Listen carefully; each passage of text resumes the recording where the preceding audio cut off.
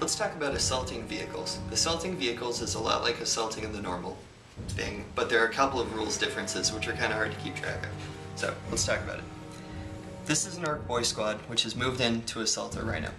First, for the to hit roll, instead of using the weapon strength, they roll based on how far this vehicle has moved. Last turn, if this vehicle was stationary, then they don't have to roll to hit, it just automatically hits. If last turn this vehicle moved 6 inches, then they roll a 4+ to hit. If it moved faster than 6 inches, then they only hit on a 6. They still get their normal number of attacks against it though. Now, you'll notice these guys have assaulted the front of the vehicle. It doesn't really matter what part of the vehicle they assault, because regardless they're rolling against the back armor value.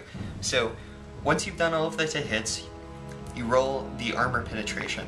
They have 4 strength, so the best they can get is a 10, which is good enough to glance the back armor. It's probably not a good idea to assault like this. In addition, next turn, this vehicle is not really locked in assault with them. If you assault a normal infantry squad, then that infantry squad's not going anywhere. This vehicle can still move, it can still shoot, it can do all of this. So these guys could be tank shocked next turn, they could just drop off the passengers and shoot at them, they could just ignore them and leave, whatever. However, if they don't do that and they just stay here, then during the assault phase of that turn, these guys all get to make attacks against the vehicle. Alright, so Orc Boys attacking this doesn't make a lot of sense. There are some times when you would attack a vehicle though. Here you have some hot Space Wolf on Space Wolf action. It makes a little bit more sense for these guys to assault because they all come default equipped with grenades. When you attack a vehicle in close combat, instead of using your normal attacks, you can choose to forfeit all of them and instead use a grenade, which normally has a higher power than your basic attacks. When you use the grenade, that's only 1 attack per person who has a grenade. That gives you a chance at actually doing some pins and hits on the vehicle. Now, this doesn't really make it a good idea, because even if you successfully destroyed this vehicle, 1, it might explode, at which point all of your guys are probably in the radius of the explosion. And 2, it means that your opponent gets to place the people who get out, and then they can shoot you next turn and get the charge off on you and stuff like that. So assaulting a vehicle in close combat is not usually a good idea, because it lets... For example, Tyranids don't really have a good answer to a lot of vehicle holes outside of Hive Guards, which you can only take 9 of, and Zoanthropes, which compete for slots with Hive Guards. So, we have Gene Stealers, which are awesome. These guys can actually do decently when attacking a vehicle. They have 4 strength, 5 if you give them Adrenal Glands, probably 4 strength, and they have the Rending special rule. That means when you roll against the armor value of the vehicle, if you roll a 6, you get to add an extra D3 to the amount of armor penetration. Usually the results of the D3 doesn't really matter because most things have 10 back armor, so 6 plus 4, you get a pin regardless of what you roll in the D3. So these guys each have 3 attacks. That's a decent number of attacks that can actually open up this vehicle. It's unfortunate, when a vehicle is destroyed, it leaves behind a wreck marker, which is difficult terrain, and these guys, for whatever reason, don't have assault grenades. So assaulting into the wreckage of a vehicle is actually kind of a problem for them because they go to initiative 1, but your opponent's probably going to shoot you or charge you or flamer you or something next turn anyway, and you're Tyranids, so charge vehicles. Since you're charging vehicles, you can use the only thing better at opening them than Gene Stealers, which is Monstrous Creatures. Monstrous Creatures get to roll an extra D6 against the armor value. So normally Strength 6 plus 2d6, you have a really good chance of opening up the vehicle. And that's with each attack, so the average Monstrous Creature will almost certainly destroy a Rhino or... So that's also a good option for opening a vehicle. This is probably better than an infantry squad, because when these guys get out and get to shoot back, it takes a lot of firepower to bring a Monstrous Creature down. Okay, if we're talking about assaulting vehicles, there's one last thing we've got to cover. These are walkers. This is Bjorn the Fell-Handed, this is a Calican. Walkers act a lot like infantry in close combat, except instead of having wounds, they have armor value. So whenever you score a hit, you roll against the armor value, instead of doing a 2-wound roll. That's also true when you're rolling against conventional vehicles. It's always against an armor value, not a 2-wound. So if you have a special ability that works on a 2-wound roll, it never works against vehicles. Okay, there are a couple of differences between normal vehicles and walkers. The most obvious one is that the walkers actually hit back, and that they actually lock the squad in close combat. So here we have some Orc Boys, which have Strength 4, going against Bjorn, who has a front armor value of 13.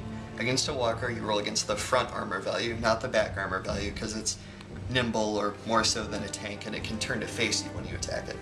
So these guys' strength 4 is not good enough to score any sort of hit on the armor value of 13, and there's no real good way for them to get out of this combat short of failing a leadership test, falling back, all of that nonsense. So these guys are dreadlocked, meaning that they're not going anywhere for the rest of the game until all of them are dead or the squad is broken. So this is a good tactic either for taking out a high point cost walker, just holding it there for the rest of the game, or if you have a walker and your opponent has some, useful infantry that you want to tie down, Genestealers, good example of this, sticking a walker next to them is a good way of immobilizing them for the rest of the game. Okay, now, over here, we have the Marines assaulting the Killican. Remember, Marines have grenades. You can use the grenades against the walker pretty much the same way you do against a vehicle. Couple differences.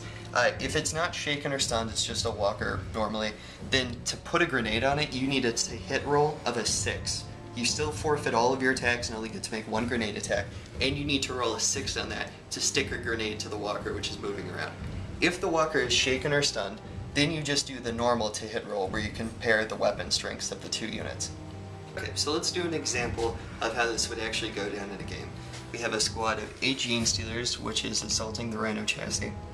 Okay, let's assume that this Rhino didn't move for the first run. So there's 8 of them, they're charging, so it's 24 total attacks. I don't need to roll it to hit roll because it didn't move, so they automatically hit it. So instead you skip straight to the armor penetration. These are each a D3, which add. It doesn't really matter what they come up because the minimum's at 11. Okay, so I rolled 7 6s. So that means when 8 Genestealers charge, I got 7 pins against the vehicle. That's usually good enough to destroy it or at least immobilize it or something. Now, when that happens, make sure when you have guys assaulting the vehicle that your opponent does the results on the damage chart one at a time, because you would really like him to destroy the vehicle via a wreck or an upgraded immobilized or weapon destroyed result before it explodes. Because an explosion radius of even like 2 inches is good enough to hit all of the Genestealers in the explosion, which is bad. You can lose a decent number of Genestealers to an explosion because they only have an armor save of 5, and it only takes a 5+ to hit them with the initial explosion. Okay, now let's do the Space Wolves assaulting the Killican. Killican has an initiative and attacks. It fights like infantry in this assault. The Space Wolves are faster though, so they would roll first.